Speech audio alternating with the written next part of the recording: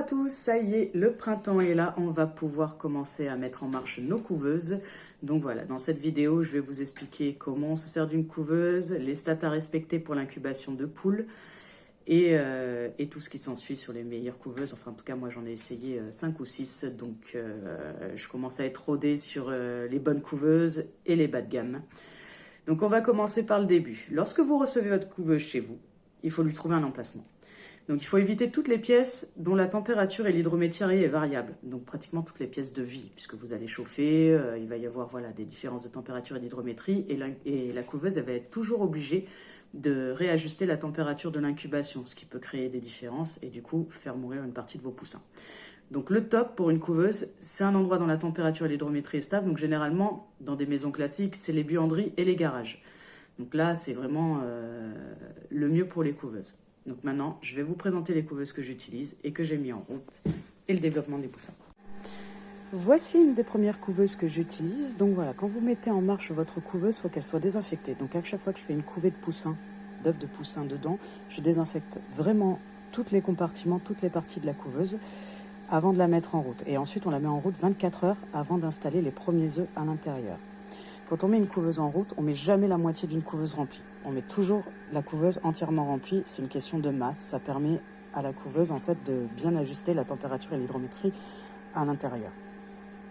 Ensuite, alors cette couveuse, c'est une couveuse, on va dire bas de gamme. Vous pouvez la trouver aux alentours de 30-40 euros. J'utilise principalement des couveuses à retournement automatique.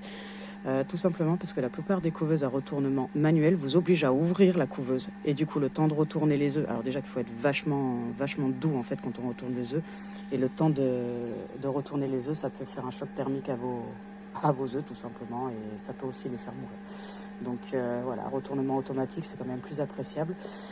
Pour la couvée de poussins de poules, on a une température qui varie il faut qu'elle varie pas de 2-3 degrés non plus. Hein. Mais moi, généralement, je les mets entre 37,5 et 37,8. Après, ça dépend des races. Hein.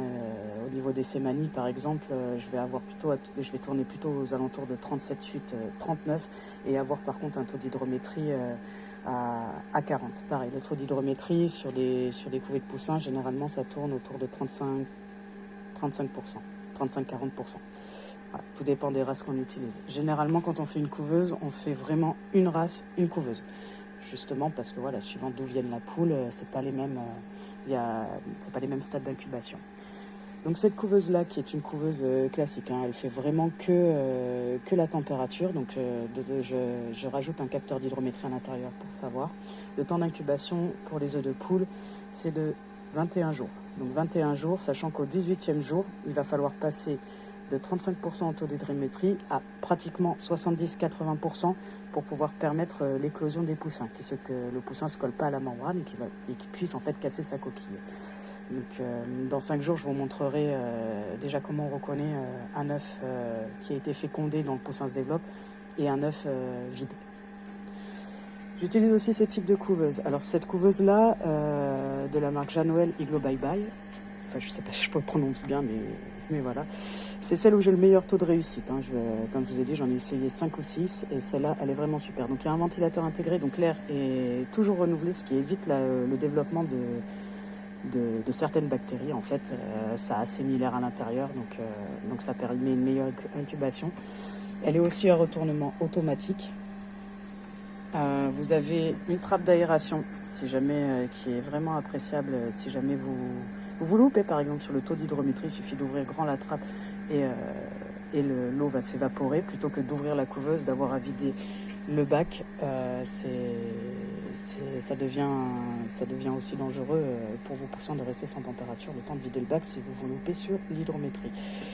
Donc voilà, cette couveuse, c'est quand même la meilleure que j'ai pu utiliser jusqu'à présent. Et on se revoit dans 5 jours où je vais vous montrer la différence entre un œuf fécondé d'un œuf vide. Voilà.